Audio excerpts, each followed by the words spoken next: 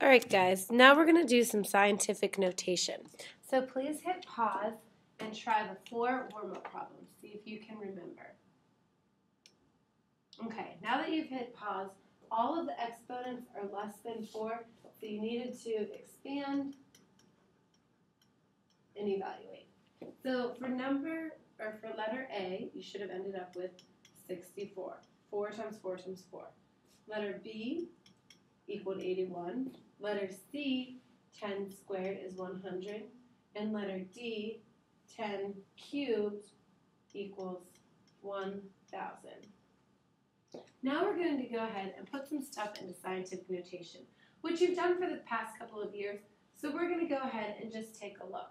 What is the point of scientific notation and who uses it?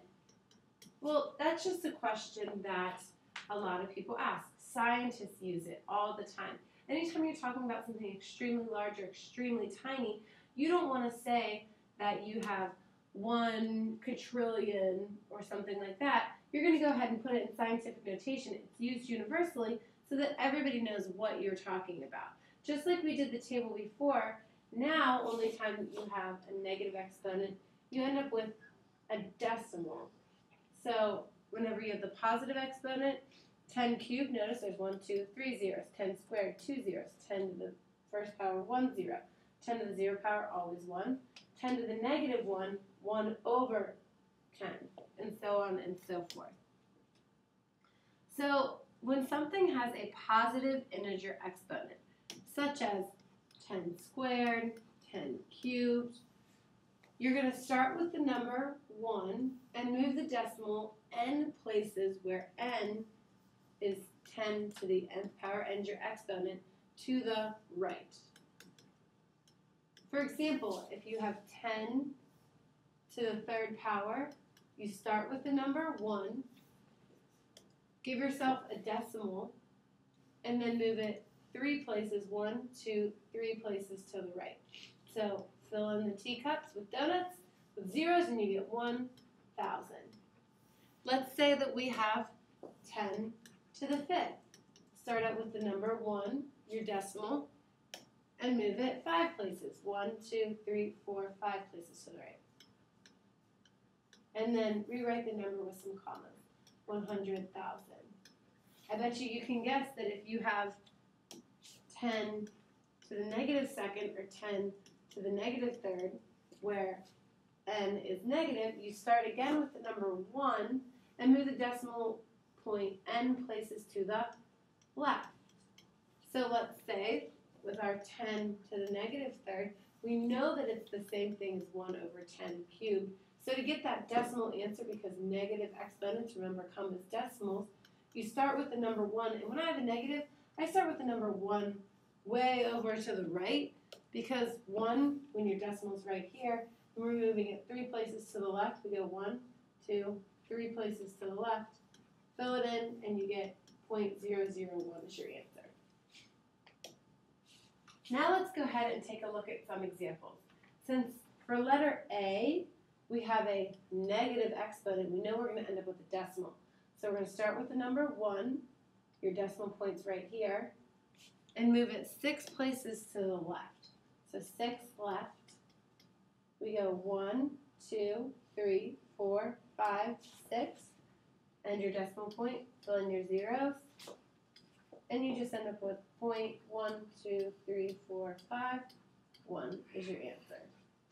Letter B, it's positive, so you're going to go right. So we start with the number 1 again. Put your decimal where after 1. And this time, since we're going to the right, we go 1, 2, 3, 4 to the right. Add in our zeros. And you never see a number with little loops down there. So what you want to do is go 10,000 for your final answer. Try letter C. Hit pause and try letter C. Okay, now that you've hit pause, you're going to start with the number 1, go 9 places to the right. 1, 2, 3, 4, 5, 6, 7, 8, 9, and you end up with 1, 2, 3, 4, 5, 6, 7, 8, 9 zeros as your final answer. In example 2, we're going to go backwards. Let's think about this. If we start with a really big number, we know we're going to have a positive exponent. So I'm just going to go ahead and put positive, this letter B is a decimal, so we know it's going to be a negative. And letter C, we are just going to go ahead and turn it into a different one, and we are going to change it to 10,000. And because it's a large number, we know it's going to be a positive exponent. So we're going to go and do the reverse. We're going to take our decimal right here, take it all the way back to the 1. So we went 1, 2, 3, 4, 5, 6 places. So we know it's 10 to the 6. Again, take the decimal to the 1. Take your decimal. So you take or move, have 1 point something. So we started it here. We have 1, 2, 3, 4. So we have 10 to the, since it started as a decimal, -4. This one here, start here, 1, 2, 3, 4. Oh, this time it's 10 to the +4. Now, whenever you're multiplying by powers of 10, it's really not too bad. We're just going to use the rules that we already know. Let me move this little example up a little bit, give us a little bit more room. And for letter A, if we have 23.89 times 10 to the 8th, well, that's the same thing as 23.89 times 10 to the 8th is really 1. Start with your decimal, 8 places to the right. 1, 2, 3, 4, 5, 6, 7, 8.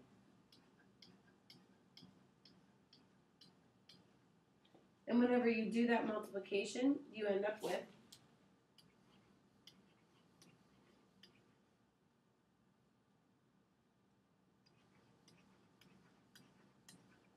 and then you put in your decimals. Or another way that you could do it is if you have 23.89 times 10 to the 8th, take your decimal where it is and move it 8 right. So we could go 1, 2, 3, 4, 5, 6, 7, 8. And again, we end up with the same answer. Now letter B, it's a -1, so we know we're going to end up with a decimal. So you could do your multiplication. You could have 467 times, start with your 1, move it 3 places to the left, 1, 2, 3, fill in your zeros. After you do that multiplication, you'd end up with 0.467. Or what you could do is start with your decimal, 467 point, put your decimal in,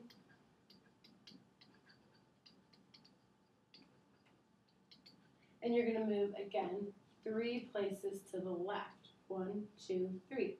We ended up with the same answer of 0.467. So that's why when you have scientific notation, you can just move the decimal from the beginning either to the right when you have positive or to the left whenever it's negative. Because essentially you're just multiplying by that power of 10. Now we're going to convert between scientific notation and standard form.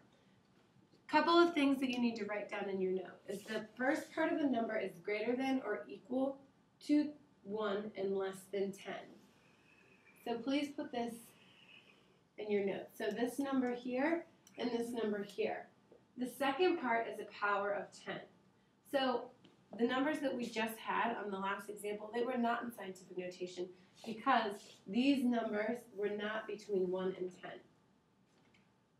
Now we're going to go ahead and do some conversions. Saturn has a diameter of 1.2 times 10 to the 5th. Notice it's in scientific notation. This is between 1 and 10. This is a power of 10.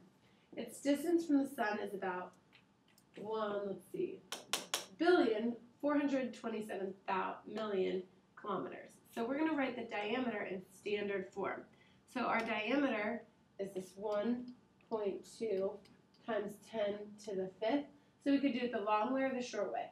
It's positive, so we're going to go right 5. So we have 1.2, 1, 2, 3, 4, 5.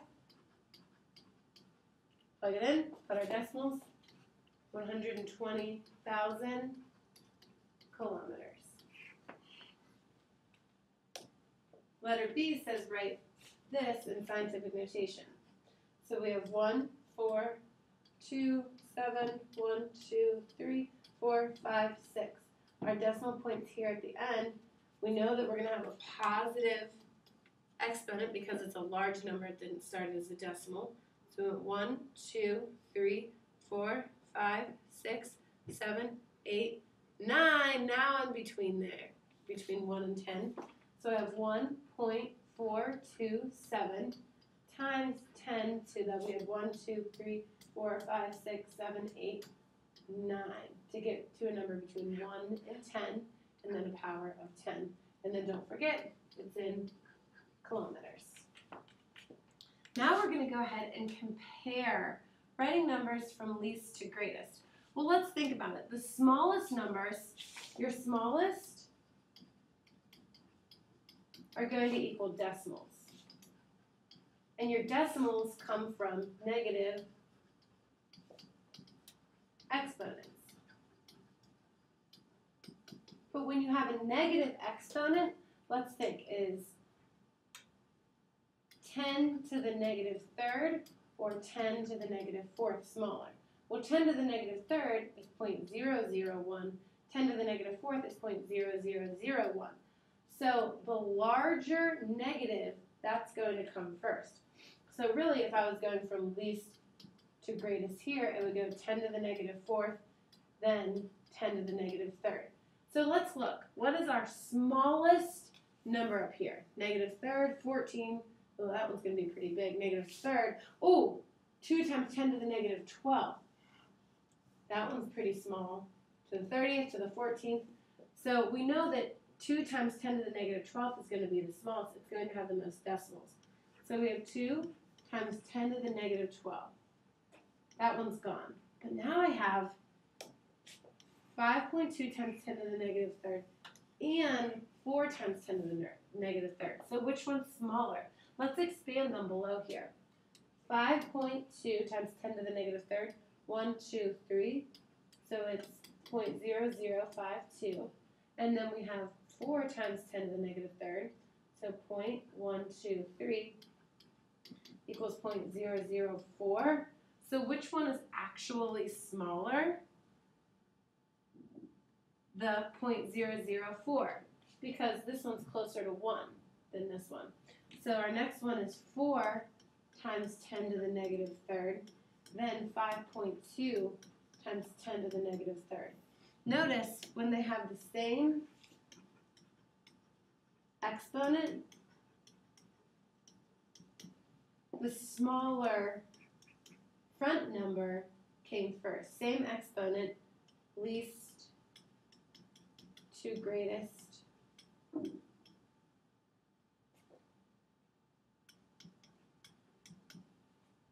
Leading number. 4 came before 5, so we could tell that and that. Then let's go ahead and our next one, times 10 to the 14th. Now we have 2 of them times 10 to the 14th. Well, let's look at the leading number. Which one's smaller? Oh, 3 smaller. So the next is 3 times 10 to the 14th, then 4.5 times 10 to the 14th, and last but not least, 4.5 times 10 to the 30th. This one's going to be a huge number, huge number, huge number. And you can always expand them to double check. So you could always do that. Just for a little challenge, let's see if you can use what you know about multiplying the powers of 10. The commutative, remember commutative means order, and associative means grouping. And then find each product and write your answer in scientific notation. Okay, so for letter A, what I would do is I would put my whole numbers and then put my tens together. So 3 times 2 times essentially 10 squared times 10 cubed. So we'd have 6 times 10 squared, which is 100, times 10 cubed, which is 1,000. 100 times 1,000, we'd have 6 times